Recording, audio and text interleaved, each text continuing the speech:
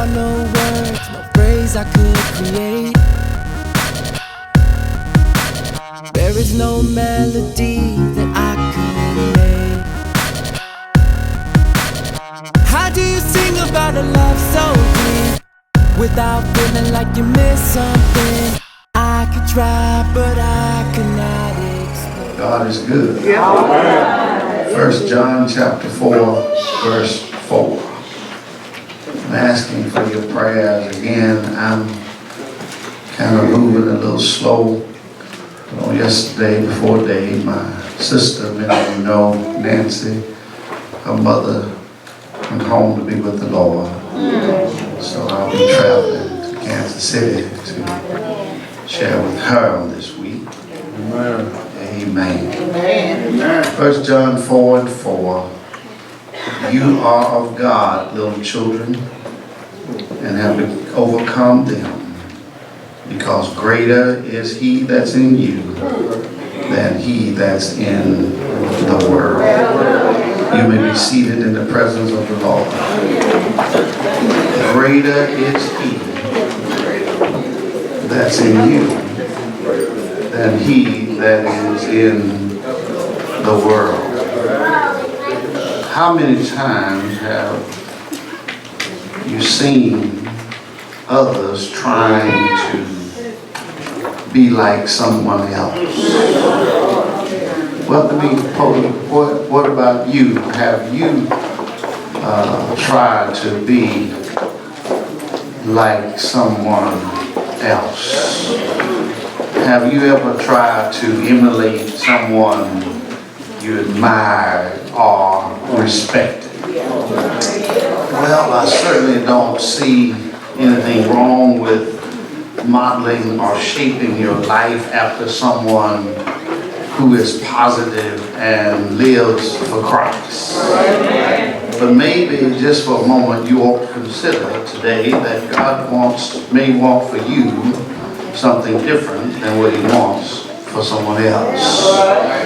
And I believe that every person must strive to be what God wants him or her to be. And so the question today, and be brief, are you striving to be what God wants you to be? Maybe you're here and you earnestly want to be what God wants you to be, but you're not sure how to become what God wants you to be. Well, I'm going to take a few moments and offer some biblical suggestions of how we can be what God wants us to be. First, you must think what God wants you to think. You must think positively and not negatively. You must replace negative thoughts with optimism and faith. Philippians 4 and 8 says, finally, brethren, whatsoever things are true, whatsoever things are noble, whatsoever things are just, whatsoever things are pure, whatsoever things are lovely, whatsoever things are good report, if there be any virtue, and if there be any praise worthy, meditate on these things. And not only should you think positive, but you must nurture and cultivate pure thoughts. Right. Psalms 33:5 tells us God loves righteousness and justice. The earth is full of the goodness of the Lord. Right. You must think often of God's goodness, think of God's greatness, and think of God's holiness. All right. Ask God to help you think what you need to think. All right. I know we use a whole lot of other resources today, but maybe you ought to go back to the Bible. Come on now. Maybe you ought to consider that whatever method you try, you ought to include the Word of God. Not only must you think, but you should see what God wants you to see. You must see the good in others and learn to overlook their faults and their failures. Don't be so quick to point out the weaknesses of someone else.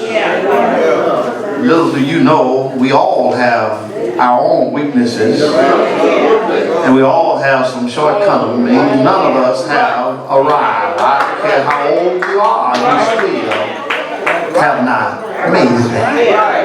1 Peter 4:8 encourages us to remember, watch this, our own faults. And above all things, have fervent love for one another, for the love will cover a multitude of sins.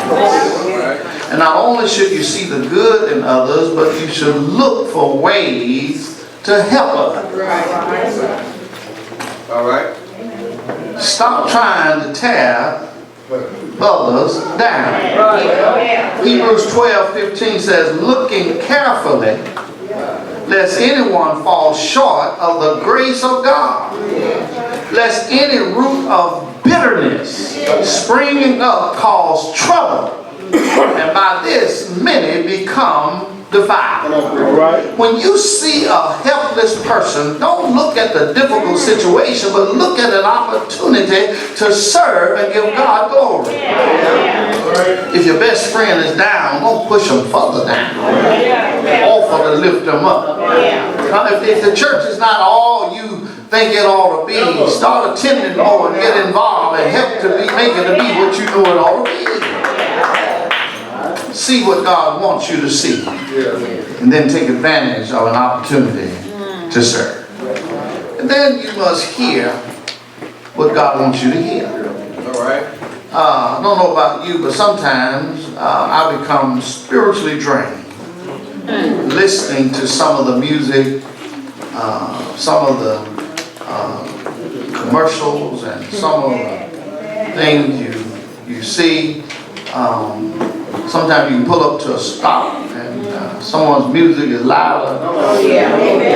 You know, like you're in a, you know.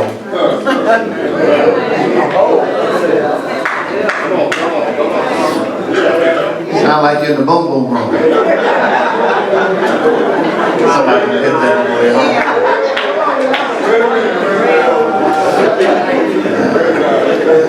And you at the stoplight. I mean, most of the stuff that you see on TV now is lucid, lewd, and lust-filled. And they tell me that it sells. God is not in the business of selling. He's in the business of giving and changing lives. Need I remind us, it's not just those people out there. Many of us in here have adjusted to some of the ways. I'll get a few more. We are degenerating as a nation.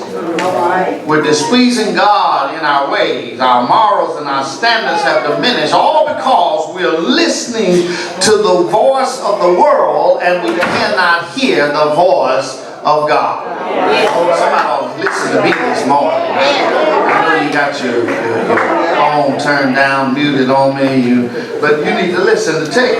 Mark 4:24 says, then he said to them, take heed what you hear. For with the same measure you use, it will be measured unto you, and to you who hears, more will be given unto you. To whom much is given, much is required. Jesus listened with compassion to the inner cries of the sinful, the suffering, and the sorrowful. And we should do the same. Hear what God wants you to hear, and then do what He tells you. One thing to hear, let it go out. Well, not only hearers, but y'all know it. Let's just do it. Come on, I'm almost through. I can cut this short. Not only should we think, not only should we see, not only should we hear, but we should say what God wants us to say. How often we find ourselves saying things we would not like for God to hear. Well, if God knows our thoughts before we think them, certainly He must know what we're saying when we say it. He must not be deaf when we say harsh and unkind words. Come on, man.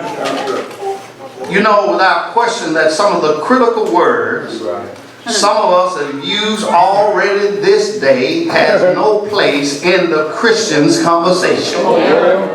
You said something about sister so-and-so that you don't want God to hear. You said something about brother so-and-so you certainly don't want the Lord to hear. And you said something about the pastor you know you don't want the Lord.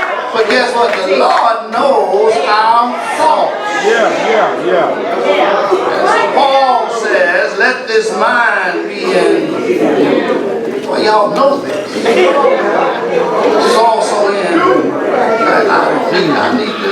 Luke 6:45 tells us that a good man out of the good treasure of his heart brings forth good. And an evil man out of the evil treasures of his heart brings evil. For out of the abundance of the heart, his mouth speaks.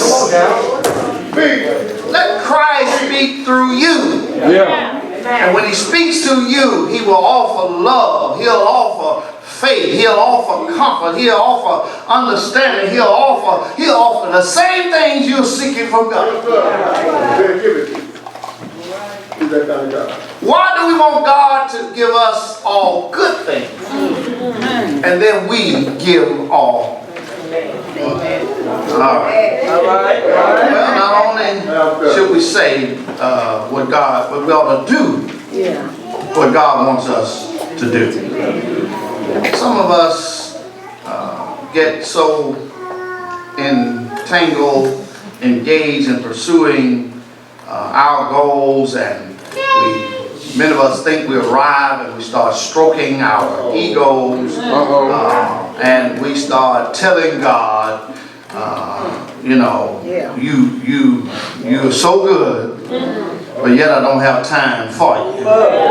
And we don't tell him that literally, but we put him on the back burner of our lives. I mean, and when we were struggling, we knew who he was, and he was in front of us, and he was leading us as we were going through our Red Sea. But now that we're doing better, we're living where we want to live, we're driving where we want to drive, we have some privileges. Now he's on the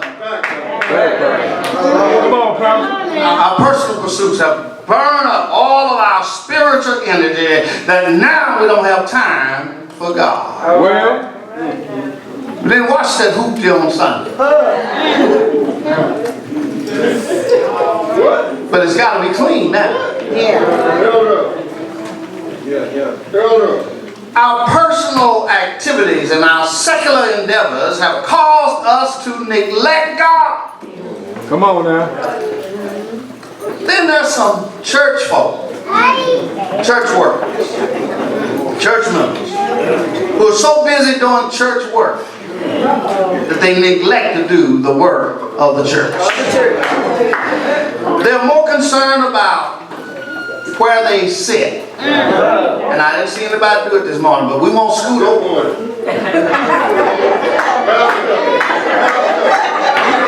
I'm gonna sit here. Don't leave somebody's name off the bulletin.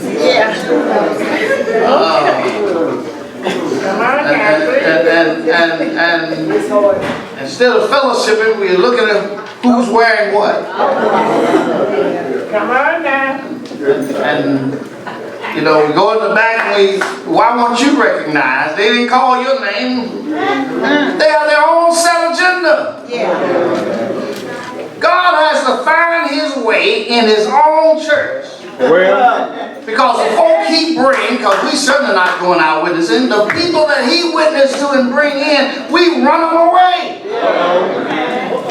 Nobody's bringing anybody, but we running folk off.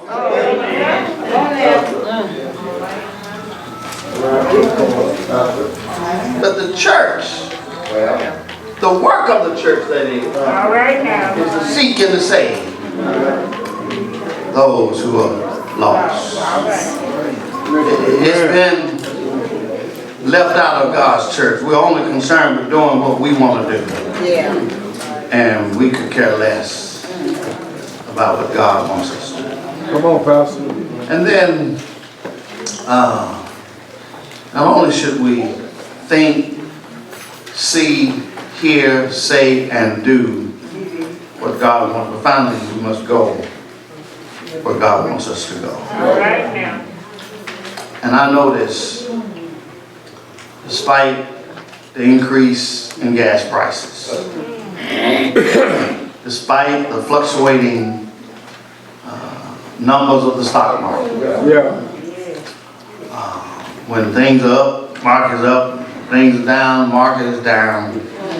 Despite the increased crime rate in our community, people are still doing what they want to do.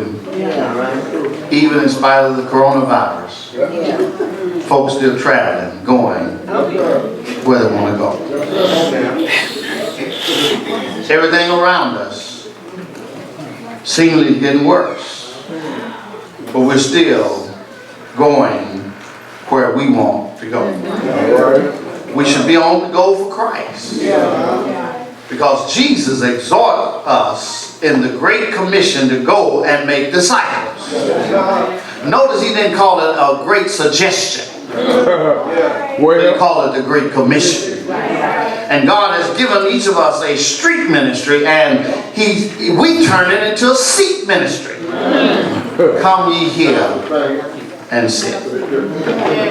John 15:16 says, you did not choose me, but I chose you. And I appointed you that you should go and bear fruit, and that your fruit should remain, and that whatsoever you ask of the Father in my name, he shall give it to you. And so we should be busy about going for God. We should not only go to the house of worship, but when we get there, we ought to do something. We ought to worship Him. The choir, the music minister ought not do all the praise. Should not have to say, why don't you clap your hands? You ought to have something in your hands when you get here that make you want to clap. Preacher ought not have to say, get with me, help me, Holy Ghost. You say, man, you ought to have something in you. Isaiah 48 tells us that God will direct us where to go. Thus says the Lord, your Redeemer, the Holy One of Israel. I am the Lord your God, who teaches you to profit, leads you by the way that you should go. All right. I'm almost through. God will direct us to the right places and to the right people. Just ask God,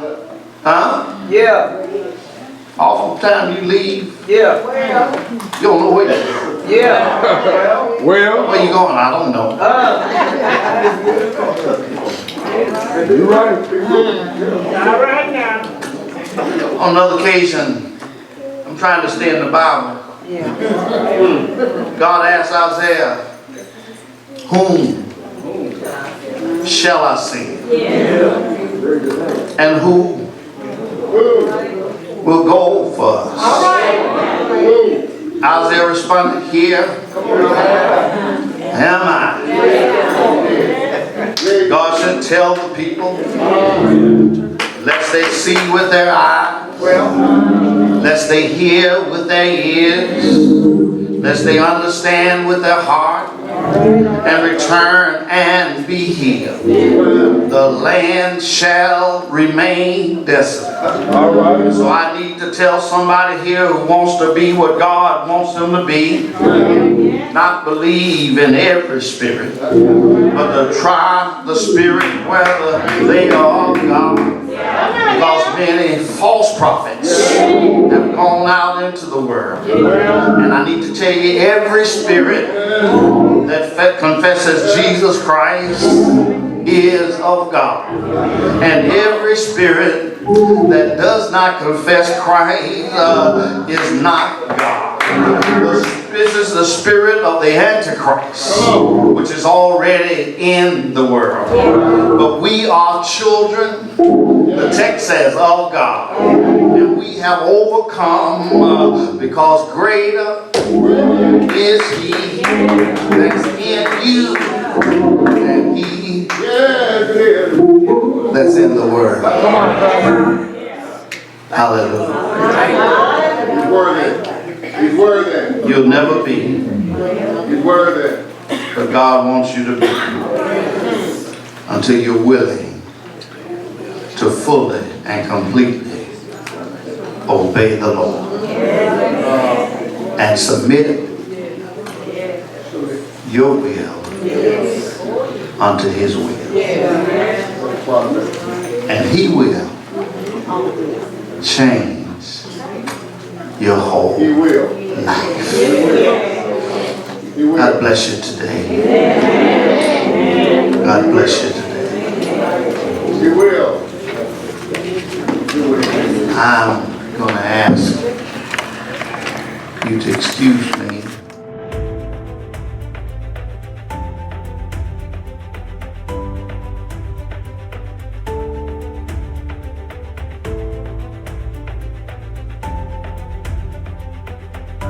This recording has been brought to you by I Am 360.